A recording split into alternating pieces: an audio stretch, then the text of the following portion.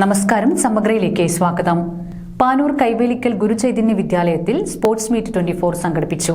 Hockey താരം സനിഷ പുല്ലാപ്പള്ളി ദീപപ്രോജ്വലനം നടത്തി. Kaivelikkal Guruchaitanya വിദ്യാലയത്തിന്റെ sports meet 2024 സംഘടിപ്പിച്ചു.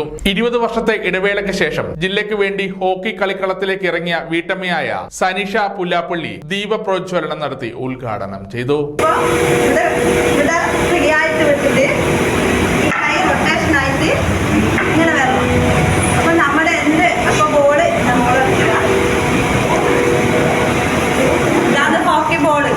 മറ്റേ സ്പോർട്സിലെ ക്രിക്കറ്റിന്റെ ബോൾ പോലെയല്ല, കുറച്ച് വെയിറ്റുള്ള ബോളാണ്.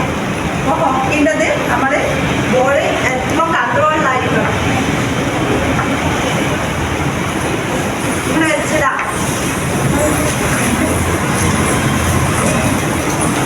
നമ്മൾ ഹിറ്റാണ് കൂടുതൽ ഉപയോഗിക്കണം. ഇതിന് ഹിറ്റ് നമ്മുടെ ഈ ഇടത്തെ കൈ എത്തുമ്പോൾ സ്ട്രോങ് ആയിരിക്കണം. നമ്മൾ എത്ര സ്ട്രോങ്ങിലടിക്കുമ്പോൾ അടുത്ത പോസ്റ്റിന്റെ അടുത്തോടെ ഈ ഗോൾ എത്തിക്കൊള്ളും.